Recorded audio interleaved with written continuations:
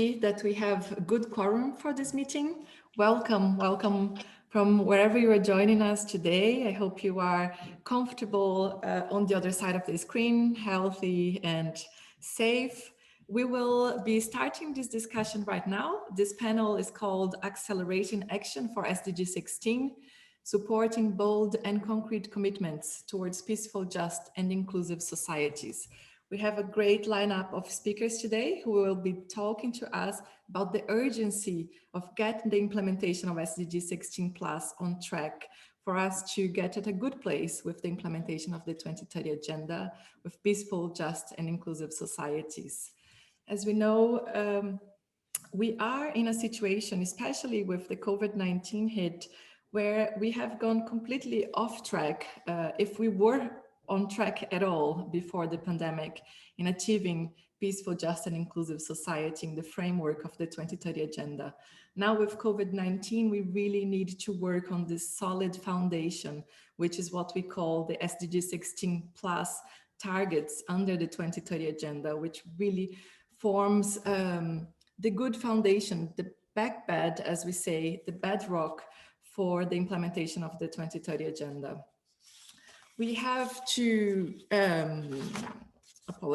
we have to get really concrete with our commitments and actions. And that's why we are here today, to hear from our speakers of the examples that they brought to us of commitments, of platforms and tools, and of concrete actions as well to help us implement the SDG 16 plus and achieve peaceful, just and inclusive society for all. You know, we have some who say that it's never too late to give up. We can try to go in the other direction and think that it's never too late to start. And what we need to start here is really a revolution in the way we work with our institutions, in how we put a rights-based approach in the center of all of our actions, and indeed a revolution in the way that we plan to deliver on peaceful, just and inclusive societies. So with further ado, I will just get to some of our housekeeping instructions here, talk through you through our program, what we have coming up in the next hour, and we can get started with our speakers. We will have the first part of the webinar where we will be hearing from our list of speakers, which I will introduce them in a few minutes. Then we will have an opportunity to have a Q&A discussion with some Mentimeter. We will also get to that and give you some instructions on how to use the Mentimeter soon. And you are also welcome to post questions in the chat and also in the Q&A box throughout this webinar. So please feel free to interact with us. We see some colleagues introducing themselves in the chat. Please feel free to do it. It's always good to know who is in the room with us in this virtual event. Our webinar is being recorded, so you should also be aware of that. And let's get to it. I will leave the introduction to the Mentimeter when we get to that part, if that's okay with the organizers, and you'll also please put on the screen when we need to get to that moment. Now, I would like to introduce our speakers of the day. We will have John Romano from Transparency, Accountability and Participation Network. You can see John on your screen right now. We have Paula Sevilla Nunes from the Pathfinders for Peaceful, Just and Inclusive Societies. Hello, Paula. Christina Kulias and Michelle Breslauer from the UN Global Compact. I see Christina here. Hi, Christina. Hi. Emma Hunt from the World Federation of United Nations Association. Hi, Emma. James Suwas Shilu from the Platform for Dialogue and Peace. Hello, James. I hope you are there. I can see you on my screen. And finally, Renee Diaz from the Helping Honduras, the 16 for 16 initiative. Welcome, a very, very warm welcome to our speakers indeed. We will start this panel hearing from Lota Tattingham. Lota, can you please give your brief introductory remarks? You have the floor. Thank you very much, Sayonara. Hello, colleagues. Good morning, good afternoon, good evening. And allow me to thank the organizers for inviting me as representative of UNDESA to attend this very, very important gathering. And I look forward to hearing from the panelists later on. But allow me to say a few words to kickstart this conversation. I think one of the really consistent messages we have been hearing throughout this high-level week of the UN General Assembly is that the extraordinary situation created by the COVID-19 pandemic is really throwing off track implementation of all the SDGs. According to the recent Sustainable Development Outlook 2021 report prepared by my department, UNDESA, global poverty rates have increased by over 10% in 2020, which is really an astonishing figure. Over and beyond that, across all the SDGs, we are really facing a very precarious situation currently. More than ever, it's clear that we need commitment and initiatives that can help push us towards implementing the SDGs and achieving these goals by 2030. This is also true for SDG 16, which, as you know, is really a crucial cross-cutting key to unlocking progress across all the SDGs in all countries, including those that are fragile and conflict affected. Next slide, please.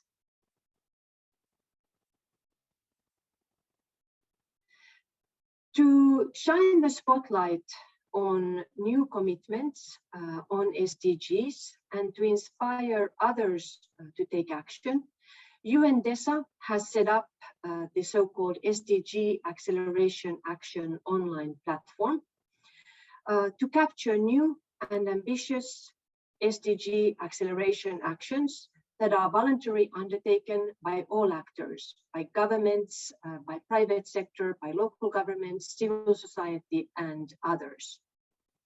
The objectives of this platform is to really inspire and replicate ambitious commitments and innovative programs, to scale up existing good practices, to build evidence and of what works in accelerating SDG implementation in post-COVID-19 realities, and to also foster an online space for knowledge sharing and partnership building amongst all actors.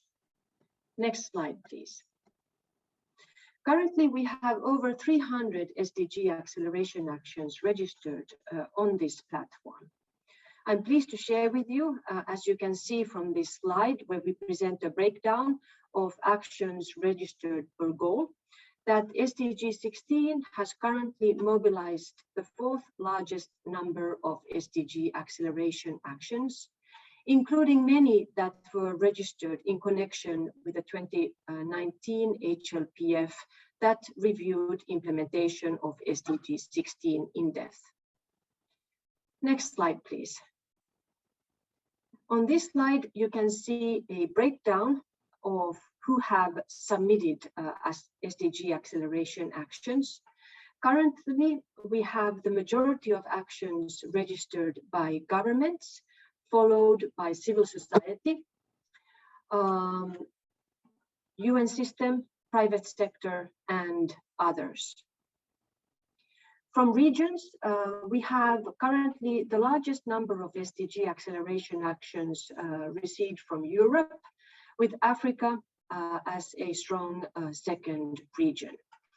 We are collaborating with the regional commissions of the United Nations to capture new SDG acceleration actions, also in connection with their regional sustainable development forums. Some of the noteworthy SDG acceleration actions that have been registered under SDG 16 include the joint statement that was released by 38 member states with the facilitation of the Pathfinders to commit to increasing acceleration actions in support of SDG 16+. We also have another notable initiative called the Liechtenstein Initiative, which was launched by the governments of Liechtenstein, the Netherlands, and Austria to reduce the number of people in modern slavery, estimated at around over 40 million currently, to zero by 2030, by putting the financial sector at the heart of global efforts to accelerate actions against human trafficking. Next slide, please. I would like to invite all of you to visit the SDG Acceleration Actions online platform and database. On this screen, you can see a snapshot of what that looks like, and to register your own SDG acceleration actions. I'm going to ask the organizers to kindly please share with you the web link and more information about this platform in the chat box. Next slide, please. Noteworthy SDG acceleration actions are highlighted by UNDESA in connection with the annual high-level political forum and other gatherings, including through our social media channels. And on this slide, you can see an example of the type of social media cards that we do promote regularly about the actions that have been registered. So to conclude, I hope that today's meeting will inspire all of you to take more ambitious action around SDG 16+ and to register your actions through the Acceleration Actions platform. Thank you. Thank you very much, Loda, for walking us through the things that we can find in the SDGs Accelerated Action platform as such an important resource to, as you say, inspire action and commitments around the globe, particularly also on SDG 16 issues. And you have set the frame now for us to continue this conversation with the other speakers who will also be talking to us about action platforms or initiatives to advance SDG 16+, and also some of the key lessons that they have learned or recommendations that they might have from the experiences that they have been having with their initiatives and platforms. To start that discussion, I would like to invite John Romano from Transparency, Accountability and Participation Network, the TAP network. John, you have the floor. If you can please talk to us about the action platform or initiative that you are working with to advance SDG 16+, and one key thing that really makes it stand out. Great, thanks a lot, Sayonara, and thanks to everyone for joining us. Yeah, I think as Lotta mentioned, I mean, I think there's, as you can see from the Accelerator Action platform and others, like a platform that I'll showcase in just a second. I mean, I think there is quite a bit of work that's being done around the SDGs and SDG 16+, and as you saw from one of the Lotta's slides, a lot of that work is being done by civil society. And so one of the things that we as a network, just as an introduction to the TAP network, we're a network of civil society organizations around the world working on SDG 16+ and also on SDG accountability. One of the really important things for us as a network is not just bringing together like-minded colleagues to collaborate and learn from one another, but to also showcase the really great things that some of these organizations are doing in many contexts and in many countries around the world. So next slide, please. So what I wanted to showcase today is the launch of a new platform that we've just actually released the other day. It's called the TAP Network Partner Action Platform. And this is really a similar model to the Accelerator Action Platform, where we want to gather commitments and actions from civil society, specifically around SDG 16+ and SDG accountability. It's meant to really showcase, again, the great work that organizations are doing all around the world, to really highlight some of these really positive examples, and also provide an opportunity for organizations to not just showcase their work, but for other organizations or other partners to find these great examples and to increase collaboration and learning amongst civil society.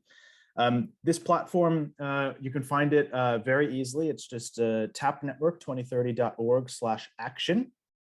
So if you want to browse the platform, please do. That would be, I think there's a lot to explore there, a lot of organizations, a lot of really great work that's highlighted there. But I think the secondary objective really here is more of an advocacy focused objective. Again, we know that a lot of great work is being done by civil society. We really want to showcase and bring that to the fore. But it's also to send a message to governments as well, to say that civil society is doing our part to advance SDG16+. Governments also need to step up and make more concrete action and commitment towards SDG16+ along these same lines as well. So again, part of this is an advocacy focused objective. We really want to showcase the work that civil society is doing, but push governments a little bit harder to make those concrete actions for themselves as well. It's open for any civil society organization to join. So if you're a CSO that works on SDG16+, it's really simple. Just go to tapnetwork2030.org/join and really just tell us about your organization. Tell us about the work that you're doing, showcase your work, and outline your really concrete commitment and action to SDG16+. It's really quite simple. And the added benefit of joining this platform, again, you get to showcase your organization, and we will actively promote these commitments and actions going forward as well. But you also get to become a part of the TAP network. This is also an opportunity to increase collaboration and partnership amongst civil society. There are many different engagement opportunities, opportunities for funding or partnership or learning, or leadership opportunities that you benefit from by joining the TAP network as a partner, in addition to being showcased on this platform. Next slide, please. I won't go through the features of the platform too much because I think it is worth exploring on your own. But again, we really wanted to make this a platform that is really useful to find like-minded organizations for collaboration and partnership or learning. So you can sort by many different criteria, including location, language, the issues that organizations work on, the type of commitment. You can also see that organizations are also encouraged to update their profile regularly. So if you have a new resource or if you have an event coming up, you can feature that on your online profile through your individual partner page. So there's a lot of engagement opportunities that we want to encourage through this platform, and there'll be much more work on this going forward to really maximize those opportunities for learning and sharing. So again, really easy to find and to join. Just tapnetwork2030.org/join. We also encourage colleagues to submit their commitments and actions to the Accelerator Action Platform from UNDESA as well. So also look forward to continuing to make those connections with UNDESA's platform as well. There's a lot more to it, but I would allow you to really explore this on your own. I think it's a really great platform, and really look forward to having additional commitments and actions that are submitted, and really want to showcase all of your great work as organizations. So thanks again, and happy to answer any questions at the end. Thank you very much, John. And just to give a heads up to everyone out there that on the chat right now, you have all the links that John was mentioning before, so you can go there. The same for the tool presented by Lotta before. So please just keep an eye on the chat, make sure you get all the links that you need to access these platforms. And thank you, John, on behalf of all of us in the SDG community for putting such a resource out there that really facilitates for the SDG community and by the SDG community to access actions, commitments, and inspiration on this field. So thank you very much, John. I will now move forward to Paula Sevilla Nunes from the Pathfinders for Peaceful, Just, and Inclusive Society. Paula, can you talk to us a little bit about an action platform or initiative that you have been engaged on to advance SDG16+, lessons learned, recommendations, or anything that really stands out from this experience?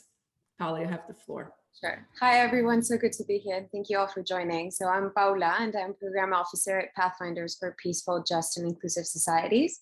Pathfinders is a coalition of 39 UN member states, international organizations, global partnerships, civil society organizations, and private sector entities. And we work together to accelerate the implementation of the SDG targets for peace, justice, and inclusion, which is what we call SDG16 plus. And I won't go into detail into everything that we do, but we do have 3 key streams of work, and I'm sure that some of you have already interacted with some of them. So first of all, we have access to justice and justice for all. The second big grand challenge is a reduction of violence and having global violence, the movement to have global violence.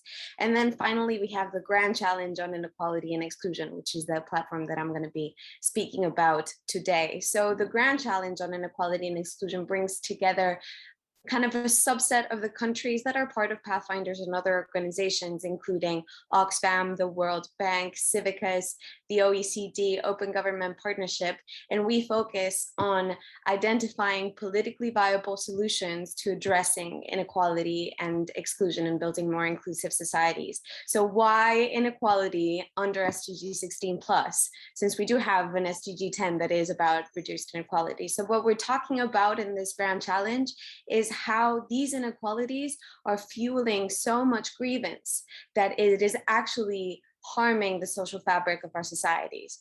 So we're not just talking about economic inequality, we're talking about inequality of access, of power, of wealth. And so what is unique about this partnership are multiple things. One of them is the diversity of actors included in this partnership. It is not just governments, it includes all sorts of actors, and it is actually quite interesting to see actors like Oxfam and the World Bank come together and really think through the solutions that we need to address inequality and exclusion in our societies. Another important factor, another important aspect of Pathfinders is its universality.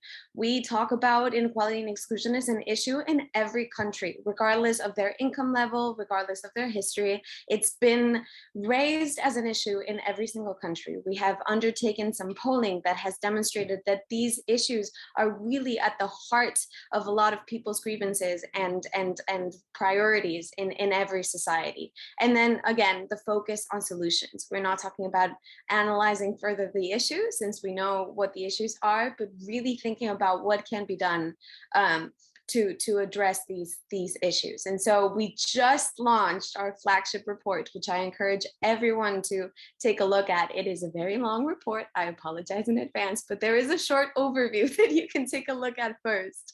And we just launched it yesterday during a very high-level event, which you can also check out for the recording, where we had heads of states, we had heads of organizations, we had celebrities come in and talk about the importance of this issue to tackle also not just inequality and exclusion, but other matters of the 21st century, including climate change, including conflict. So what is new about this report? So this report shows that addressing inequality and exclusion is in everyone's interest. And in fact, research has shown that countries that were more unequal had a harder time facing the pandemic. So that is a big deal. It shows that having more equal and inclusive societies is not just good in itself, but it actually helps us address climate change. It helps us address pandemics. It helps us address all the other 21st century grand challenges that we have. It links the economic and the social aspects of inequality to the civil and the political. So we're talking about the opening of civic space and the protection of civic space. We're talking about state capture. We're talking about the balance of power, not just about economic inequality.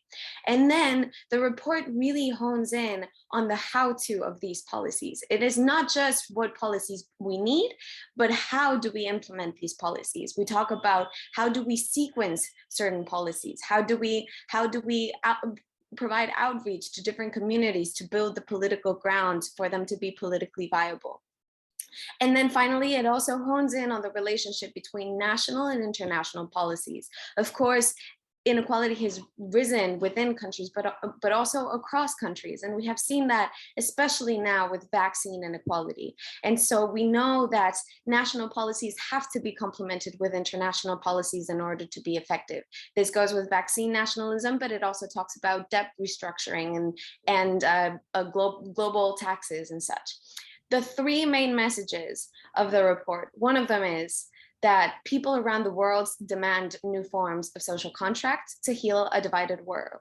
For this report, we did a polling exercise across 8 different countries, and across the board, people were extremely concerned about the divisions in society that were creating fractures. And across the board, people believed that governments were not doing enough to address these divisions. So that is something that we have to address. This polling also talked about how people are upset about housing as an issue, about the difference in access to quality education, to healthcare, to digital connectivity. Second main message is that countries and local communities who have actually sustained progress towards more inclusive societies have done 3 key things.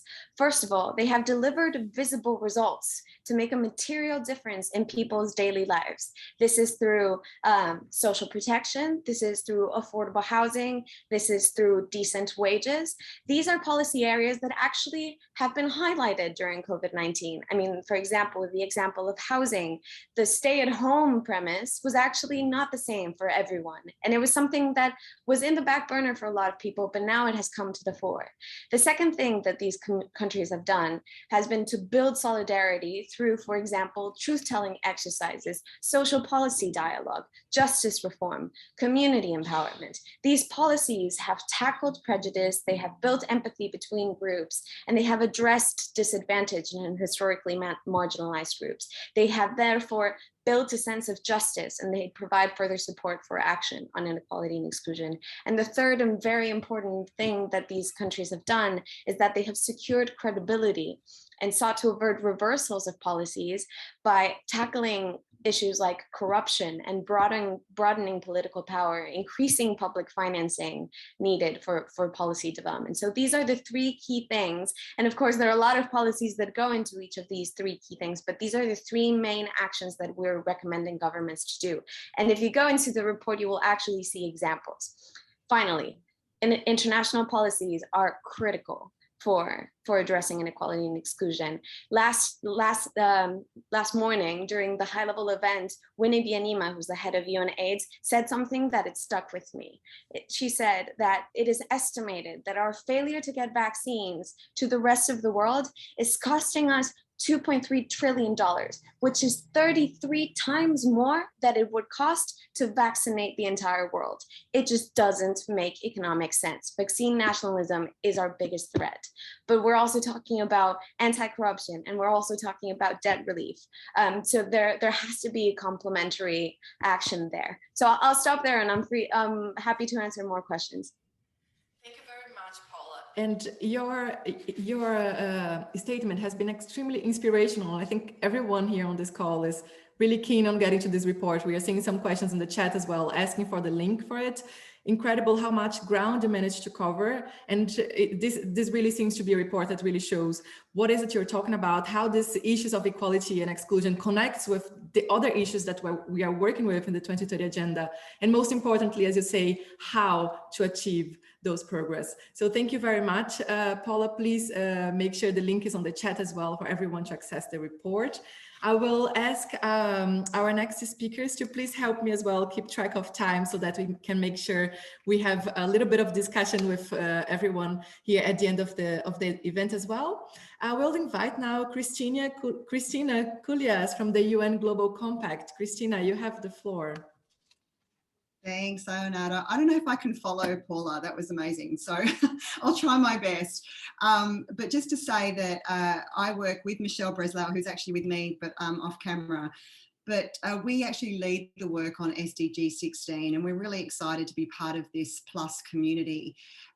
For us, you know, our work at the UN Global Compact is really about engaging with business leaders at the global and local level. We are obviously the corporate arm of corporate sustainability arm of the UN system. And so with that, we're actually really proud to say that we're the world's largest corporate sustainability initiative.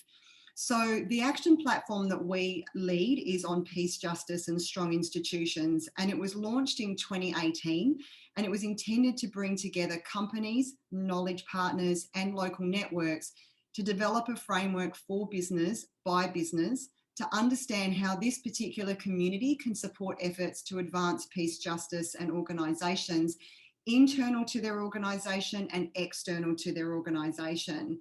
And what's interesting, and you may not be surprised, but of all of the SDGs, Goal 16 is the least understood by business, but of course we know it's probably the most relevant to business. And that's why we really felt compelled to do this work.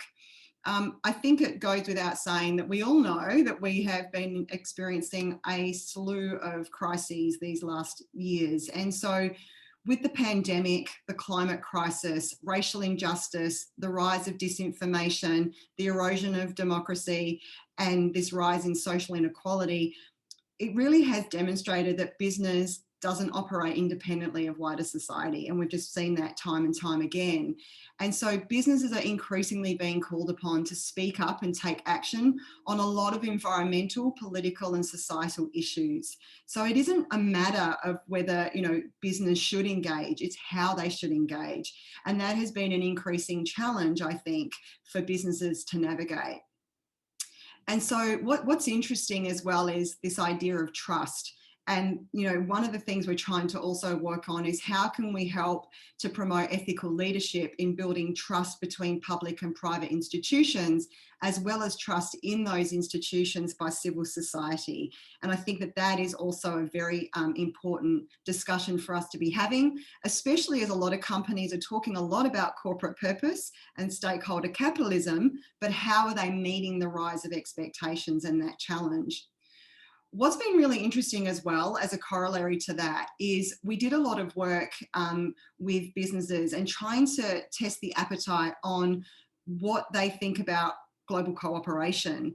And what was interesting is last year we managed to interview a whole host of business leaders, and they all agreed, in fact, just about over 1,300 CEOs from around the world, from over 100 countries around the world, agreed that we need to have renewed global cooperation.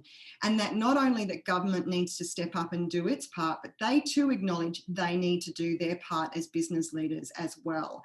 So for us, that really gave us the credibility and the legitimacy to do the work on creating a business framework on Goal 16 for business. And in that framework, it really does highlight why each target under Goal 16 is relevant to business. It may not seem that way at first instance, but we demonstrate that it is. And we show them how they can internalize it by strengthening their corporate governance frameworks, by also making sure that they are being really mindful about environmental and social considerations, more than just diversity and inclusion initiatives internally, but just within broader society. And also how they can work with governments and civil society to strengthen the global governance framework as well, in looking at strengthening institutions, laws and systems that work for everybody. And so this is pretty much at the heart of what we call transformational governance, and that companies need to step up their game when it comes to what they think about the G in environmental, social and governance considerations. And so I think I'm just conscious of time. I'm going to send the link to the SDG16 framework. Just to let you know that there are a whole host of examples that are also included in that framework, showing how they're strengthening their efforts internally and externally as well. And if there's time, I can share a couple of those examples. But I think I'll rest there if just for conscious of everyone else's time. Thanks, sayonara. Thank you very much, Christina, for this overview, and a framework that, as you say, might help companies themselves, but also those who collaborate with business, and creates this framework as well for collaboration from business with civil society and other actors, but also thinking on the internal impact of their activities, and external as well, which is definitely the direction that we need to move. So thank you, Christina, for that. Please share the link on the chat so everyone can access this great resource. And I will move now to Emma Hunt from the World Federation of United Nations Association. Hi, Emma. Can you please talk to us a little bit about an action platform initiative that you are working to advance SDG16 plus, some experiences from it, lessons, recommendations as well. It's a lot to cover in 5 minutes, but here we go. Yes, thank you, Sayonara. And look, thank you everybody for coming today, and thank you for having me. It's great to be part of this really kind of important and fascinating discussion so far. So my name is Emma Hunt, and I am the SDG16 Plus coordinator at the World Federation of United Nations Associations. And the initiative that I'm going to speak about today in terms of advancing concrete actions towards achieving SDG16 Plus is the 16 Plus Forum Annual Showcase. So the 16 Plus Forum is a group of stakeholders, including 12 member states with Wafuna as the secretariat. And every year, the 16 Plus Forum comes together to organize its flagship event, which is the Annual Showcase. And this is a global gathering of over 250 stakeholders across sectors and across countries who come together to talk about implementing SDG16 Plus in practice. That means what it looks like, what's involved, and sort of generating lessons learned to take forward as a group. The event is attended by governments, civil society, the UN, the private sector, think tanks, academics, and international, regional, and sub-regional organizations. And it really aims to create a space for open dialogue around implementation challenges, successes, and as I mentioned, lessons learned, and also create a space to build partnerships and kind of strengthen networks across sectors to accelerate implementation. At the end of each showcase, key themes and lessons learned are outlined in an outcome document, and this is submitted to the high-level political forum each year as official input. And I think one of the really important things to note about the lessons learned and key takeaways in this document is that they are the result of kind of stakeholders coming together across countries and across sectors, as I said, to agree jointly on how to move forward on SDG 16, which is obviously incredibly powerful. In past years, the showcase has been held in Georgia, in Sierra Leone, and in Timor-Leste, and we're incredibly grateful for those to those countries for their hosting of the event and continued engagement in the forum. But we're also really excited for the upcoming showcase, which is going to be held in San Jose in Costa Rica in the spring of 2022. And this showcase will convene around the theme that you can hopefully all see on the screen now, which is building peace through the rule of law, inclusion, and good governance.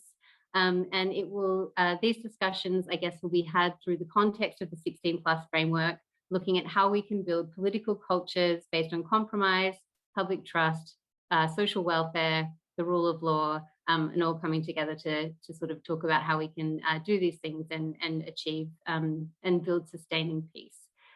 So I think a couple of things that I wanted to highlight just in terms of what I think makes the showcase really stand out and make it such a fantastic event. And I think one of the really important things to highlight is the focus that the showcase has on showcasing and highlighting implementation experiences at the local and national and regional level. As I've mentioned, the event is held at the country level, which really helps to ground conversations in those national experiences of implementation. But another thing to note is in the 4-day program, we do a full day of field visits where all showcase participants travel to visit government and civil society organizations in and around the host city, so in this case, San Jose, who are implementing SDG 16 Plus. And this really just ensures a strong focus in the discussion in the following days on implementation at the local level and drives home the importance of locally led processes to achieve peaceful, just and inclusive societies. And another thing that I just wanted to highlight, particularly off the back of Christina's presentation, was that in the 2019 showcase in Timor-Leste, for the first time, we had a really strong focus on private sector participation, and we held a workshop with private sector participants highlighting the role that the private sector can play in SDG 16 Plus implementation and working to kind of build relationships across sectors to advance implementation and acceleration of SDG 16 overall. So that is something that we will do or intend to do again in Costa Rica, and I think kind of ties together some of the conversations that we've had today already very nicely.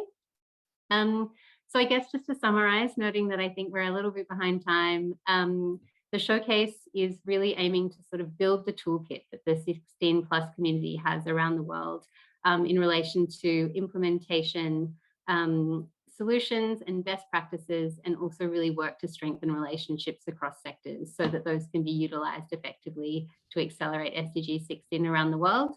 And just lastly, in terms of how people can get involved, if anybody is interested, please feel free to reach out to me after this call. It's always fantastic to talk to, you know, potential new partners for the showcase, or you know, groups or organizations who might be interested to participate. So I'll put my email in the chat, and I look forward to hearing from those of you who are interested. And thanks again for having me.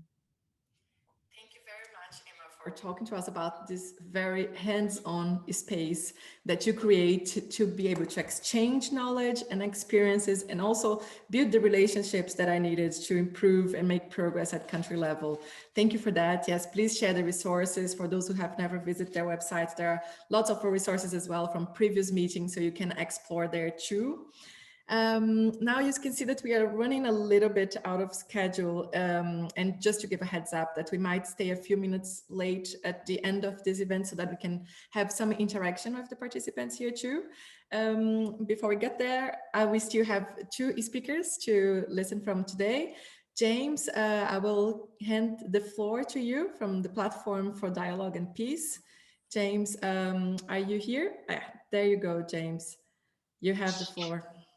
Thank you. Thank you so much. It's a pleasure being part of this very wonderful platform. My name is James Shilu. I'm the director for the Platform for Dialogue and Peace, and I'm also the acting chairman for CSPPS Liberia. Just a little bit about who we are as an organization. We were part of the United Nations during the intervention in Liberia with Interpeace collaboration. So in 2006, we were established as Interpeace Liberia and eventually became an autonomous organization in 2012. We see ourselves as a group that is dedicated to peace building and the ideas of promoting an inclusive and safe space that will help everyone to come together and address some of the basic problems confronting our society. I would like to then zoom on why the SDG Plus is relevant in our context, Liberia. For some of you who don't know the history of Liberia, the formation of this country is replete with conflicts, marginalization, inequalities, political exclusion, and bad governance.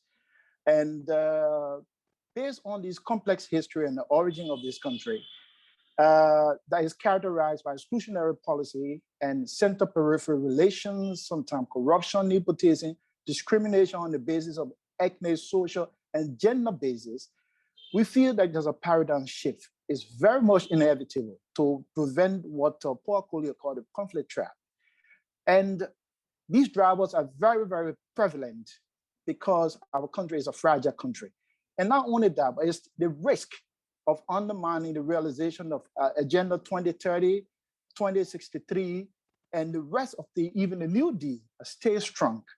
So that's why we are then challenged as Liberians to see and look for ways to see how we come up with concrete initiatives that will address some of these pervasive problems.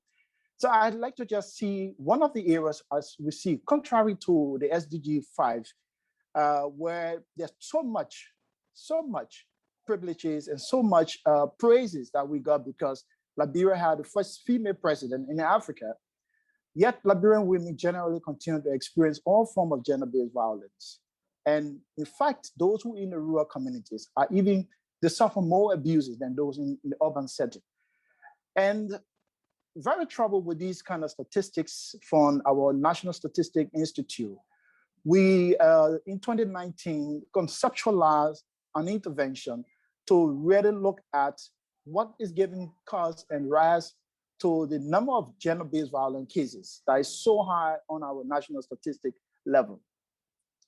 And because we were so keen on not trying to only look at gender-based violence in this the finished stage, as I will put it, we wanted to see what are the contributing factors, and this is why we focus our intervention on the social and cultural norm, which again, at the end of our study, show that there are so many things contributing to gender-based violence, whereas other colleagues are looking at the statistics and using survival intervention. We wanted to investigate social and cultural norm. And then I'd like to share with you how this intervention helped us to really come up with this.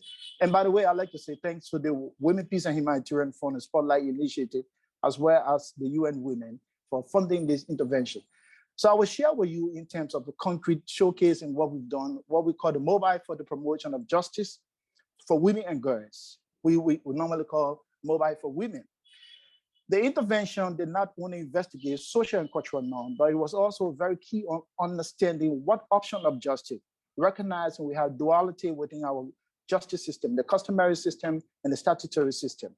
And so when we probe, of course, we did some depth review that really reinforced our thinking that the social cultural norm behavior, which are not only determined by biological sex, but also imposed through cultural practices, to a larger extent, coupled with the legacy of the Liberian Civil War that in fact lasted for 14 years, during which extreme violence were used against women and girls, still remain normalized in our post-war setting.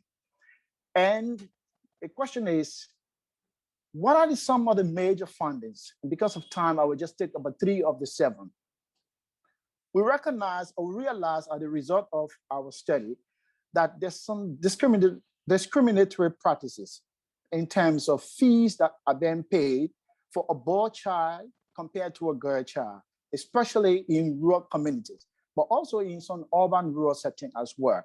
So this is one of the areas where, in fact, today, many Liberians are seeing this as something new because people did not understand that this was contributing to that sense of superiority among the male population.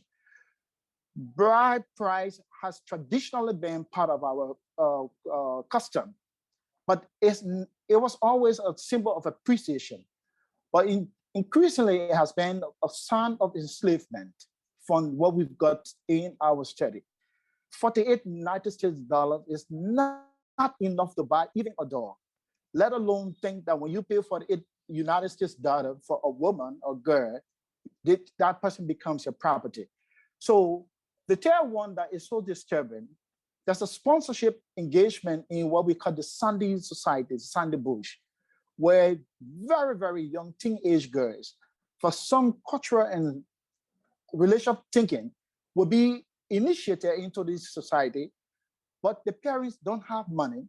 So wealthy men and boys will pay for the ritual to take place. And that child will automatically become the husband, the wife, sorry, to that person. What are we doing with these fundings? Again, this is where our link to the current SDG Plus comes together.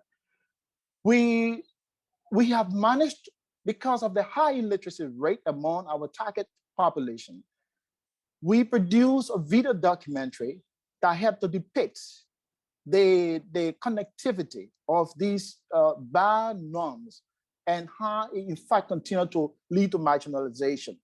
And the video, you don't need to explain it because it's self-explanatory. People in the rural communities who don't read and write can see the video and then have a better sense of what happened. And that begins to change our minds. We also work with 10 beneficiary women organizations that are now carrying on these fundings. And we are producing jingles in local languages, and we are using different pictures to illustrate some of the way this marginalization, these cultural practices are affecting women self-respect and leading to some of the violences we find. We are now forming what we call next level community dialogue forum, which are sometimes we're forming an inclusive collaboration with government think tank. Like for example, the Government Commission have asked us to go and make a presentation because this is a think tank that works on policy for government. We're also working along with the University of Liberia Research Department that also found the fundings from our recent study to be very insightful, and they want to explore possibility for working on. We're engaging parliamentarians as well and looking at how we can help drive some of these funding into a policy level. We want to see how we shift the thinking from women just being restricted to homes and not participating in the broader decision-making process, and in making sure that the laws that being initiated will allow them to have a say. My last thing is I'd like to share with you just few comments from 2 of the 10 organizations that are working on. One say, and I quote, I'm spreading this message. I am spreading this message about how differences in payment of fees for child based on gender is giving birth to women marginalization, so that people understand and take action and advocate for change. And the other one, which I really like, is I now understand and learn that there is no scripture that stops a woman from preaching, because that was one of our founding. Now I understand that the Apostle Paul, who wrote about law like L-A-R, and not about L-O-R-D, Lord, but people are misusing this information and telling us that the law says no one should preach in church. This information empowers me to continue to see that changes will come once you give people the right information through video, pictorial, and through issue that it's in. So I'm asking you all to join me as I stop here in helping to achieve the SDG target, especially 16.1, which is meant to reduce all form of violence and related death to obtain peaceful and inclusive society. I look forward to seeing how we can work together and shift the paradigm. Thank you so much. James, thank you very much for this inspiring dialogue. It's really incredible the work that you are doing with Mobile Woman and how comprehensive it is in terms of coverage on how you're actually connecting various issues related to gender equality and how those issues can actually reinforce each other in achieving gender equality, but also the comprehensiveness of your approach and how you are reaching out to the communities, to the authorities in the country, and the results of that we can already see from the testimonials that you shared with us. So thank you also for giving voice to those who are behind this project. Now is a great opportunity for all of you to go to the Q&A and start posing your questions there. You can also pose it in the chat if you prefer. Of course, the Q&A facilitates our organization for here, but please feel free to start posing your questions or comments so that we can discuss afterwards. And before we get to the discussion, we have our last participant, last but not least, Renee Diaz from Helping Honduras. Renee, you have the floor. Good morning, everyone. Thank you for this opportunity. I am Renee Diaz from Honduras, and by the 50 by 50 initiative, and founder of Helping Honduras and other network that working with just people in this country. I live in a rural community in the north of Honduras, and I have experienced up close of the reality and the challenge that just people in the rural communities. Like limited access to education, health, internet, and other for personal growth. In addition, these communities are facing conflicts with armed violence, territory problems, and climate change. These are communities with no governmental supporting and little support from the international cooperation, specific in the rural areas. My project, Peace Artists, or Paz Artistas in Spanish, which I am implementing through Ayudando a Honduras and funded by the International Youth Foundation. We promote education and peaceful coexistence and peace through art and access to technology to create new leadership and building opportunities for young people. One of the most important objectives on this project has been to teach just young people who can then go to their communities to teach other young people, and the information is circulating in generally learning among themselves in their languages in the creative way. We can achieve the Sustainable Development Goal 16 on peaceful, just, and inclusive society by the 2030, we need young people. Young people need a space where they can put their talent into the practice when they promote it and providing the tools according to their necessities. And I believe that the training and empower of the adolescents and young people should be based in the model of learning among youth educators and other young people about peaceful coexisting to promote their development, their coexistence, and the future free and violent of fears that affects the integral development of youth. But for this to be possible, it's important to create and finance projects and activities to provide training opportunities and involving youth people and are led by young people. I believe that in countries in the regions like Honduras, where the majority of the population lives in the rural community, it's essential to promote agendas, actions, and projects for the vision of the Sustainable Development Goals 16 in the order to live in the one behind to inclusion of young, rural, and indigenous people must be priorities in these communities. Thank you so much. Thank you very much, Renee, for talking to us about this very important initiative and the role that the youth is having there with young leaders really helping organizations to implement SDG16 plus. Thank you very much for that. Now we are coming to the last part of our webinar today.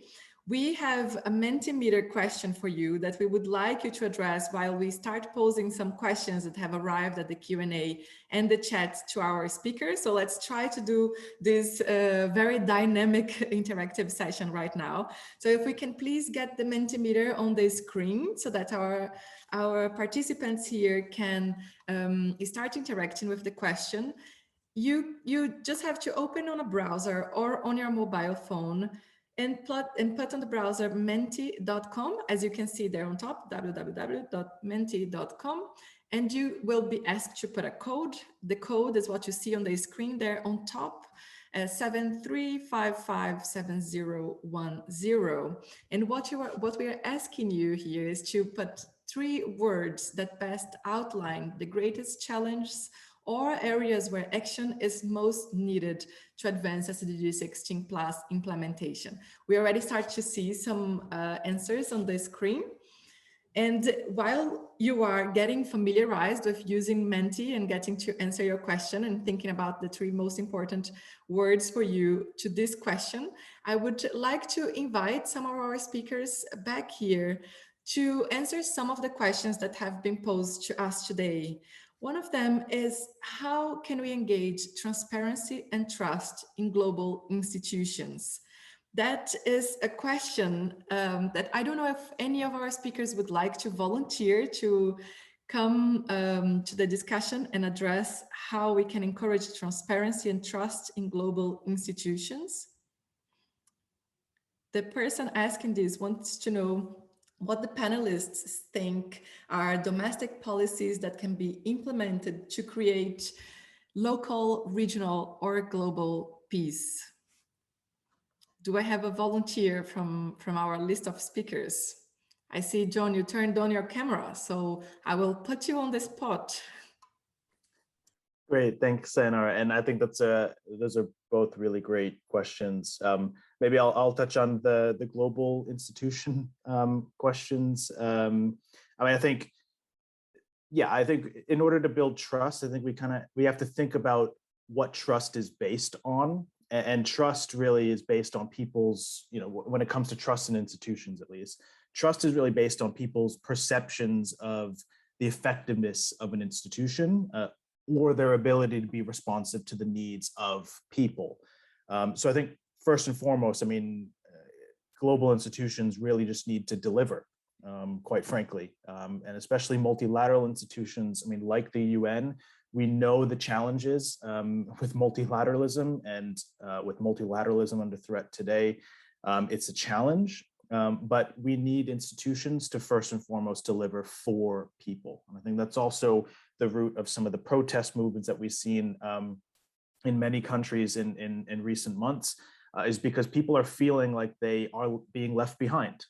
They feel like they are shut out of a political process, or they feel like they are being marginalized, or they feel like their government or institutions aren't being responsive to their needs. So I think it sounds very simple to just deliver for people, but obviously there are many challenges that we could talk for quite a while on. But also this is a challenge for the SDGs as well, in communicating how this global agenda, the SDGs, how do we localize it? And I think that's also a challenge for us to consider as well, and will also help with building trust between people and institutions. And then finally, just one point to say that the Secretary General's report, our Common Agenda report, has just been released this week. Actually has some really great insights into how the UN can be more inclusive and responsive to the needs of people and to civil society, how it can engage more deeply with communities. So I won't unpack any of that right now, but for those that are interested in this topic, I think there's a lot of really great suggestions and recommendations in that report. It's now just a matter of how the UN and institutions operationalize that, which is obviously the challenge, but a lot of great ideas in that for people to explore if interested. Thank you very much, John. I see Renee also turned on his camera now. Renee, I will give you the opportunity to come back to the floor. You can address these questions that I just mentioned now, that John also touched upon. And there is also another question on the chat that you are welcome to discuss, which is someone is asking, how can we accelerate actions to realize SDG 16 unless we tackle poverty and unemployment? That's also a question that relates a lot with what Paula was discussing before in terms of inequality and inclusion. So Paula, also already putting you on the line there before Renee, if you would like to address. Renee, now back to you. Thank you. I think the government and other institutions need to implement more public policies to respond to the needs of the population. To grading access to the government information on the internet, that is very important for the people, for everyone to access this information, to monitor the transparency of the government and the organization funds. Thank you very much, Renee. I will hand it over now to Paula. And if the other speakers would also like to respond to any of these questions, please just turn on your camera so that I don't put you on a spot without your consent. Certainly. So I agree with that. I think we can't really accelerate SDG 16 plus without addressing poverty. I mean, one of the Oxfam's latest reports mentions that in 2019, 26 billionaires owned more wealth than the bottom half of humanity. That is 3.9 billion people.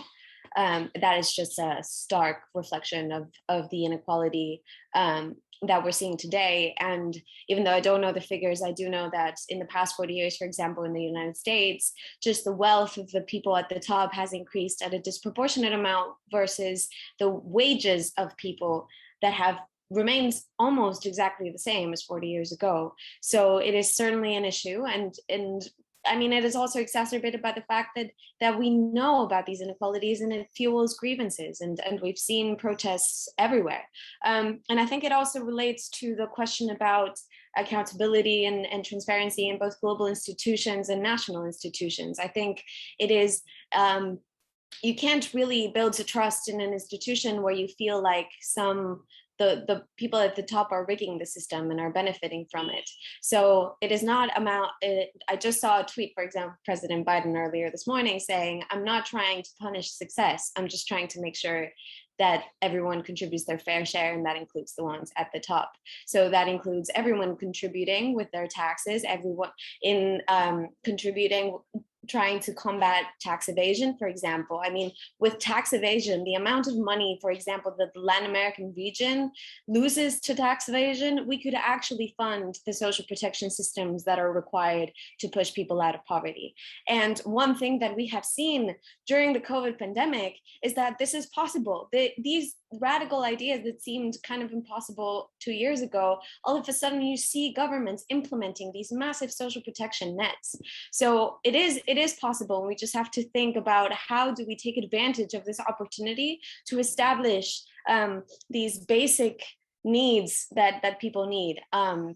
And we have to understand too that poverty means different things now. Poverty means inequality in digital access, for example, which we've seen very clearly during COVID-19. So we have to really understand what we mean by poverty, how that has changed, and how is that related to the ones at the top, right? And that difference in power, which relates to the question about trust. So I think it is certainly interconnected. And I think to be respectful of all of your times, we will move to the closing of this event now.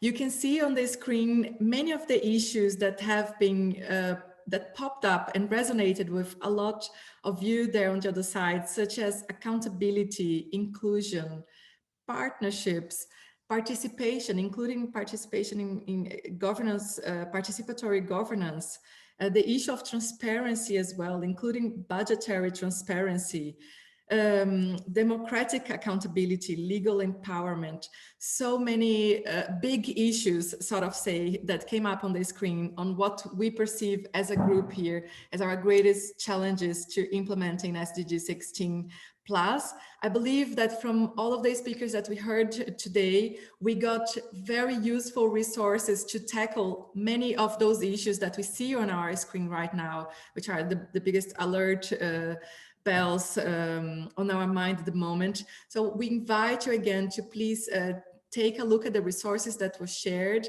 and get creative and also bold on the responses that we have to that. This is a very critical discussion to be having at the heart of the UN General Assembly, and something that it has to stay with us and resonate and reflect in our work as we move forward. I would like to thank all of the speakers today who have contributed to such an immense amount of knowledge, experience, and inspiration as well for all of us. Thank you very much to each one of you.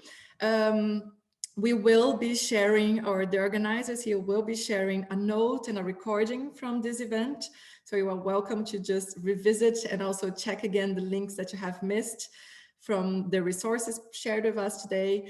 Just would like to finish reiterating our call for commitments and actions, really bold actions for advancing SDG 16 plus. Thank you very much to each one of you on the other side of the screens, wherever you are, for joining us today. And we hope this has served as another booster of energy and creativity as well for our work on advancing the implementation of SDG 16 plus. It was a pleasure to have this hour with you, and I hope to see you around out there. Thank you very much, everyone.